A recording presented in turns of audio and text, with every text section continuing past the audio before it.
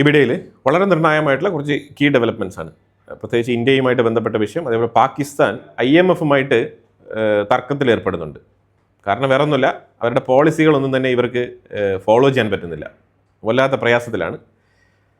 ഇപ്പോൾ നമ്മൾ ഇന്ത്യയുടെ വിഷയത്തിലേക്ക് വന്നു കഴിഞ്ഞാൽ, ഇന്ത്യ ഇൻ്റർമീഡിയറ്റ് ബാലിസ്റ്റിക് മിസൈലുകളെ ഇൻ്റർസെപ്റ്റ് ചെയ്യാൻ വേണ്ടിയിട്ടുള്ള ഇൻ്റർസെപ്റ്റേഴ്സ് പരീക്ഷണം നടത്തിയിട്ടുണ്ട്. അത് വിജയകരമായിട്ട് തന്നെ പരീക്ഷിച്ചിട്ടുണ്ട്.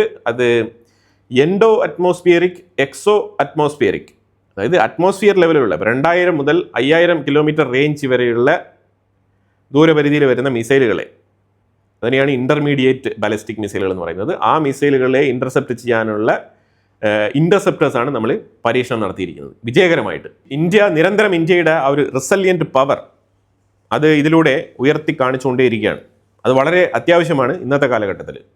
നമ്മൾ യുദ്ധത്തിനൊന്നും പോകുന്നില്ല, പക്ഷേ ഇങ്ങോട്ട് വന്നു കഴിഞ്ഞാൽ നമ്മൾ അതിനെ വെച്ച് പൊറുപ്പിക്കില്ല. അതാണ് ഇതിൻ്റെ ആൻസർ. നമ്മൾ ഇന്ത്യ ഡെമോൺസ്ട്രേറ്റ് ചെയ്ത് കാണിക്കാൻ ആഗ്രഹിക്കുന്നതും അത് തന്നെയാണ്. അതുപോലെ ഇന്ത്യ ഒരു medium range naval antiship cruise missile, medium range മിസൈലാണ് പരീക്ഷണം നടത്തിയിട്ടുണ്ട്. അപ്പോൾ ഇന്ത്യ പുതിയൊരു സ്റ്റാർട്ടപ്പിന് ഫണ്ട് അനുവദിച്ചിട്ടുണ്ട്. അതെന്താണെന്ന് വെച്ചാൽ മീത്തേൻ കൊണ്ട് റോക്കറ്റ് എഞ്ചിൻ പ്രവർത്തിപ്പിക്കാൻ വേണ്ടിയിട്ടുള്ള പ്രോജക്റ്റിന് ഫണ്ട് അനുവദിച്ചിട്ടുണ്ട്. അത് പുതിയൊരു എക്സ്പെരിമെൻ്റ് ആണ്. ശരിക്കും കോസ്റ്റ് എഫക്റ്റീവായിട്ട് നമ്മൾ പല രീതിയിലും കാര്യങ്ങൾ പരീക്ഷിക്കുന്നുണ്ട്. ഇത് ഏറ്റവും കൂടുതൽ പ്രൈവറ്റ് സെക്ടറിലാണ് ഈ പരീക്ഷണം ഇന്ത്യ നടത്തുന്നത്. അവിടെയാണ് R&Dക്കും അതേപോലെ ഈ റിസർച്ചിനൊക്കെ ഫണ്ട് അനുവദിച്ചിരിക്കുന്നത്. ഇന്ത്യൻ ആർമി K9 വജ്ര എന്ന് പറഞ്ഞ തോക്ക്, ഈ ടാങ്ക്, അതുതന്നെയാണ് സംഭവം, 500 യൂണിറ്റ് പർച്ചേസ് ചെയ്തിട്ടുണ്ട്. 23,000 കോടിയാണ് അതിൻ്റെ ബഡ്ജറ്റ്. ആ എമൗണ്ട് 23,000 കോടി സ്പെൻഡ് ചെയ്തുകൊണ്ടാണ് ഈ 500 യൂണിറ്റ് K9 വജ്ര ടാങ്ക് പർച്ചേസ് ചെയ്യുന്നത്. ഈ 500 യൂണിറ്റും 25 റെജിമെൻറ്റുകളിലേക്ക് ഡിവൈഡ് ചെയ്ത് കൊടുക്കും. പർട്ടിക്കുലർലി ഈ 25 റെജിമെൻറ്റ്സും ചൈന, പാകിസ്ഥാൻ, ആ 2 ബോർഡറുകളിലും പ്രവർത്തിക്കുന്ന റെജിമെൻറ്റുകൾക്കാണ് ഈ ടാങ്കുകൾ ഏറ്റവും കൂടുതൽ ഉപയോഗപ്രദമാകുന്നത്. അതിന് വേണ്ടിയിട്ടാണ് ഈ പർച്ചേസ് നടത്തിയിരിക്കുന്നത് തന്നെ. പാകിസ്ഥാൻ പറഞ്ഞിരിക്കുന്നത്, ഞങ്ങളുടെ ഡെവലപ്മെൻറ്റ് വല്ലാതെ വീർപ്പുമുട്ടലിലാണ്. ഡെവലപ്മെൻറ്റ് മേഖല, എന്ത് ഡെവലപ്മെൻറ്റ്, നിങ്ങൾക്ക് എന്ത് ഡെവലപ്മെൻറ്റ് നിങ്ങൾ നടത്തി? നിങ്ങൾ നടത്തിയിരിക്കുന്ന ഡെവലപ്മെൻറ്റ് എന്ന് പറഞ്ഞാൽ തീവ്രവാദികളെ വളർത്തുക, കുറേ മുജാഹിദീനുകളെ കൊണ്ടുവന്ന് തീവ്രവാദം വളർത്തുക. അതിലൂടെ താലിബാൻ എന്ന് പറഞ്ഞൊരു വലിയ ഭീകരവാദ സംഘടനയെ നിങ്ങൾ പരിശീലിപ്പിച്ച് റെഡിയാക്കി കൊണ്ടുവന്നിട്ടുണ്ട്. അവരിന്ന് അഫ്ഗാനിസ്ഥാൻ എന്ന് പറഞ്ഞ ഒരു രാജ്യം തന്നെ ഭരിക്കുന്നുണ്ട്. അഫ്ഗാനിസ്ഥാനിൽ ആര് ഭരിച്ചാലും അവർക്ക് ഇന്ത്യയെ സപ്പോർട്ട് ചെയ്യേണ്ടി വരും. അതിന് കാരണം ഇന്ത്യക്ക് ആ ജനങ്ങളുമായിട്ടുള്ള ബന്ധമാണ്. ആ താലിബാനികളാണെന്നുണ്ടെങ്കിൽ അഫ്ഗാനിസ്ഥാൻ്റെ ഉള്ളിൽ ഭരിക്കുന്നതും പോരാഞ്ഞിട്ട് അവിടുത്തെ സ്ത്രീകൾക്ക് എഡ്യൂക്കേഷൻ കൊടുക്കുന്നില്ല, അവരുടെ വസ്ത്ര സ്വാതന്ത്ര്യത്തിൽ കയറി ഇടപെടുന്നു. പലതരത്തിലുള്ള ഉപദ്രവങ്ങളാണ് ഇവന്മാർ കാണിച്ചുകൊണ്ടിരിക്കുന്നത്. ഇത് പാകിസ്ഥാൻ്റെ ഉപദേശമാണ്. ഇന്ന് പാകിസ്ഥാൻ പഠിപ്പിച്ച് തീവ്രവാദിയാക്കി വിട്ട ആ താലിബാൻ തീവ്രവാദികൾ പറയുന്നത് പാകിസ്ഥാൻ യഥാർത്ഥ മുസ്ലിം രാജ്യമല്ല എന്നാണ് അവരുടെ നിലപാട്. അതിനെതിരെ അവർ ഡുറാൻഡ് ബോർഡർ എന്നൊക്കെ പറഞ്ഞുകൊണ്ട് ആ ബോർഡറിൽ വന്നിട്ട് 24/7 പാകിസ്ഥാനും അഫ്ഗാനിസ്ഥാനും തമ്മിൽ ഒരു ക്ലാഷ് ഉണ്ടാകുന്ന സാഹചര്യത്തിലാണ് ഇപ്പോൾ കാര്യങ്ങളൊക്കെ മുന്നോട്ട് പോകുന്നത്. പിന്നെ ഈ പാകിസ്ഥാനെ സംബന്ധിച്ചിടത്തോളം ഡെവലപ്മെൻറ്റ്, എന്ത് ഡെവലപ്മെൻറ്റ്? ഒരു കാര്യത്തിൽ നല്ല ഡെവലപ്മെൻ്റ് ഉണ്ട്, പൊട്ടിത്തെറികൾ, അതിൽ നല്ല ഡെവലപ്മെൻ്റ് ഉണ്ട്, അത് തകൃതിയായിട്ട് നടക്കുന്നുമുണ്ട്. ഇപ്പോൾ പാകിസ്ഥാൻ്റെ പ്രൈം മിനിസ്റ്റർ ഷഹബാസ് ഷെരീഫ് പറഞ്ഞിരിക്കുന്നത്, IMFിൻ്റെ കണ്ടീഷൻസ് കുറേ ഉണ്ട്. ഈ IMFിൽ ലോൺ എടുക്കുമ്പോഴേ IMF കുറേ നിർദ്ദേശങ്ങൾ വെക്കും. ഈ രാജ്യത്തിനുള്ളിൽ പ്രവർത്തിക്കുന്ന പല സെക്ടേഴ്സിലും ഗവൺമെൻറ്റിന് നേരിട്ട് വരുമാനം കിട്ടുന്ന പല മേഖലകളുണ്ട്. ആ മേഖലകളിലൊക്കെ വില വർധനവ് ഇവർ നിർദ്ദേശിക്കും. IMFിൻ്റെ ലോൺ എടുക്കാൻ പോകുന്നത് എന്തിനാണ്? ഈ രാജ്യത്ത് പണമില്ല, ഇവിടെ നാഷണൽ സ്പെൻഡിങ്ങിന് പണമില്ല എന്ന് വരുമ്പോഴത്തേക്കാണ് ഇവർ ലോണിന് പോകുന്നത്. ആ സാഹചര്യത്തിൽ കൊലേട്രൽ എന്ന് പറഞ്ഞിട്ടുള്ള സംഗതി ഉണ്ടല്ലോ. അതായത് ഇപ്പം നമ്മൾ ലോൺ എടുക്കാൻ പോകുന്നെങ്കിൽ നമ്മളുടെ വസ്തു, ആധാരം, വീട് ഇതെല്ലാം തന്നെ കൊണ്ടുപോയി കൊടുക്കണം. ഇല്ലെങ്കിൽ അതിന് തുല്യമായിട്ടുള്ള സ്വർണ്ണമെങ്കിലും കൊണ്ട് കൊടുക്കണം. സ്വർണ്ണം അതിൽ കൂടുതൽ കൊണ്ട് കൊടുക്കണം, കാരണം പലിശയും കൂടെ കവർ ചെയ്യണമല്ലോ. അതുപോലെ തന്നെയാണ് IMF പ്രവർത്തിക്കുന്നത്. IMF എന്ന് പറയുന്നത് ഒരു മീഡിയേറ്ററാണ്. നമ്മൾ വളരെ വ്യക്തമായിട്ട് മനസ്സിലാക്കണം, IMF എന്ന് പറയുന്നത് ഒരു മീഡിയേറ്ററാണ്. അല്ലാതെ IMF ചാക്കണക്കിൽ പണം വെച്ചുകൊണ്ടിരിക്കുന്ന ഒരു ബാങ്ക് അല്ല. ഇൻ്റർനാഷണൽ മോണിറ്ററി ഫണ്ട് എന്ന് പറഞ്ഞ് അവർ പണം മോണിറ്റർ ചെയ്യുന്ന ഒരു ഏജൻസിയാണ്. ആ ഏജൻസി അമേരിക്കയിൽ നിന്ന് പ്രവർത്തിക്കുന്നുണ്ട്. ഈ ഏജൻസി എന്ത് ചെയ്യുന്നു പറഞ്ഞാൽ, ഈ രാജ്യത്തിൻ്റെ കംപ്ലീറ്റ് വരുമാന സ്രോതസ്സുകളെല്ലാം വിലയിരുത്തിക്കൊണ്ട് ഒരു 10,000 രൂപ ഈ രാജ്യത്തിന് ലോൺ കൊടുക്കുന്നെങ്കിൽ 18,000 രൂപ തിരിച്ചടക്കേണ്ടി വരും. അപ്പോൾ അങ്ങനെ അടയ്ക്കേണ്ട സാഹചര്യത്തിൽ ഈ 10,000 ഈ കൊടുത്ത 10,000 എവിടെയൊക്കെ സ്പെൻഡ് ചെയ്യുന്നുണ്ടോ ആ സ്പെൻഡ് ചെയ്യുന്ന മേഖലകളിൽ കൃത്യമായിട്ട് അതിൻ്റെ തിരിച്ചടവിന് എത്രത്തോളം വർധനവ് ഉണ്ടാക്കണമെന്നുള്ളത് കൃത്യമായിട്ട് IMF ചാർട്ടിട്ട് കൊടുക്കും. ഇങ്ങനെ ചെയ്താലേ പണം തിരികെ കിട്ടുള്ളൂ. ആർക്ക്? IMFന്. അപ്പോൾ അത് ചെയ്യണമെന്നുണ്ടെങ്കിൽ എന്ത് ചെയ്യണം? അപ്പം ഓൾറെഡി ഇവിടെ രാജ്യത്തിൻ്റെ ഉള്ളിൽ ഉണ്ടായിരിക്കുന്ന കടം ഉണ്ട്. ആ കടത്തിനെ മെയിൻറ്റെയിൻ ചെയ്ത് കൊണ്ടുപോകാനുള്ള ഇൻട്രസ്റ്റ് ഗവൺമെൻറ് തന്നെ നിർദ്ദേശിച്ചിട്ടുണ്ടാവും. ആ രാജ്യത്തിൻ്റെ സെൻട്രൽ ബാങ്ക് അവരൊരു പലിശ നിരക്ക് അവർ തന്നെ ഓൾറെഡി വെച്ചിട്ടുണ്ടാവും. അതിന് പുറമെ IMFൻ്റെ പലിശയും കൂടി ആഡ് ആവും. അപ്പോൾ IMFൻ്റെ പലിശ ഇപ്പം ആ രാജ്യത്തിൻ്റെ പലിശ ഒരു 5% IMFൻ്റെ പലിശ ഒരു 3% അപ്പം പലിശ നിരക്ക് മൊത്തത്തിൽ ആ രാജ്യത്തിൻ്റെ ഉള്ളിൽ 7.5% ഉയരുകയാണ്. അതിന് പുറമേ വേണം ഇത് ഡീല് ചെയ്യുന്ന ബാങ്കുകൾക്കുള്ള പ്രോഫിറ്റും കാര്യങ്ങളൊക്കെ കിട്ടാൻ. ഈ പണമിടപാട് നടത്തുന്ന ആൾക്കാർക്കുള്ള ആ എക്സ്പെൻസസും കാര്യങ്ങളൊക്കെ മീറ്റ് ചെയ്ത് പോകാൻ. അപ്പോൾ ചുരുക്കത്തിൽ ഇരട്ടിയായിട്ട് വർദ്ധിക്കും പണപ്പെരുപ്പം. അതാണ് മനസ്സിലാക്കേണ്ടത്.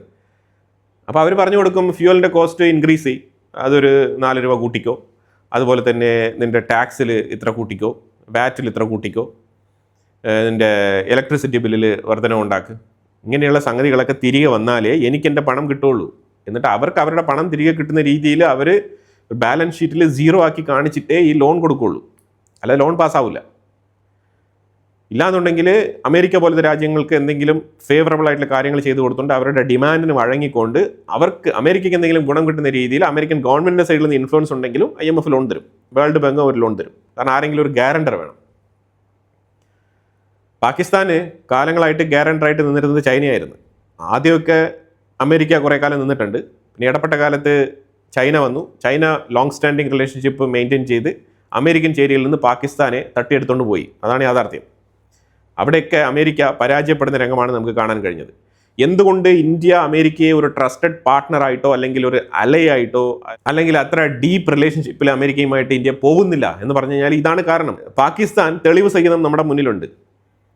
അവർക്ക് വേണ്ട കാര്യങ്ങൾ കഴിഞ്ഞാൽ അവരങ്ങ് പോവും. അമേരിക്കയുടെ ബേസിക് ആയിട്ടുള്ള നേച്ചർ അങ്ങനെയാണ്. ആ നേച്ചർ അനുസരിച്ചാണ് അവർ പെരുമാറുന്നത്. റഷ്യ ഒരിക്കലും ഇന്ത്യയെ ബീട്രേ ചെയ്തിട്ടില്ല, ഒരിക്കലും ഇതുവരെ. റഷ്യയുമായിട്ട് നിരവധി ഡീലുകൾ ഇന്ത്യ സൈൻ ചെയ്തിട്ടുണ്ട്. ഈവൻ റഷ്യ ക്രൈസിസിലാണെങ്കിൽ പോലും ഒരു ബാക്ക് ഡോർ ഡിപ്ലോമസി ഇന്ത്യയുമായിട്ട് കീപ്പ് ചെയ്തുകൊണ്ടേ പോകും എന്നുള്ളതാണ് മനസ്സിലാക്കേണ്ടത്. പക്ഷെ അമേരിക്ക അങ്ങനെയല്ല. അമേരിക്ക അവർക്ക് ആവശ്യമുള്ള അവരുടെ ചൊൽപ്പടിക്ക് നമ്മൾ അടിമകളായിട്ട് നിൽക്കണം. ഇതാണ് അമേരിക്കയുടെ നിലപാട്. പലരും ഇവിടെ നിന്ന് അമേരിക്ക എന്ന് പറയും. നമ്മൾ അളവിൽ കവിഞ്ഞുള്ള റിലേഷൻഷിപ്പ് ഒരു രാജ്യങ്ങളുമായിട്ടും വെക്കാറില്ല. പക്ഷേ അത് മാന്യമായ രീതിയിൽ ഡീല് ചെയ്യുന്നത് ഇന്ത്യയുമായിട്ട് റഷ്യയാണ്. ഇന്ത്യക്ക് ആവശ്യമുണ്ടെങ്കിൽ റഷ്യ ഒരു കാലത്തും ഡിനൈ ചെയ്തിട്ടില്ല. നമുക്ക് ആവശ്യമുള്ള സമയത്ത് നമ്മൾ കാര്യങ്ങൾ നടത്തും. റഷ്യ എടുത്ത് നമുക്ക് ഓപ്പണായിട്ട് കാര്യം പറയാം. ഇന്ന ക്രൈസിസ് ഞങ്ങൾക്ക് വരുന്നുണ്ട്, ഇന്ന രാജ്യങ്ങളുടെ സൈഡിൽ നമുക്ക് ഇന്ന പ്രഷർ ഉണ്ട്, അതുകൊണ്ട് ഞങ്ങൾ ഇങ്ങനെ ചുവട് മാറ്റുന്നു എന്ന് നമുക്ക് ഓപ്പണായിട്ട് റഷ്യ എടുത്ത് പറയാൻ പറ്റുന്ന റിലേഷൻഷിപ്പാണ് ഇന്ത്യക്കും റഷ്യയ്ക്കും തമ്മിലുള്ളത്. പക്ഷേ മറ്റേ സൈഡിൽ അങ്ങനെ പറയാനൊന്നും പറ്റത്തില്ല.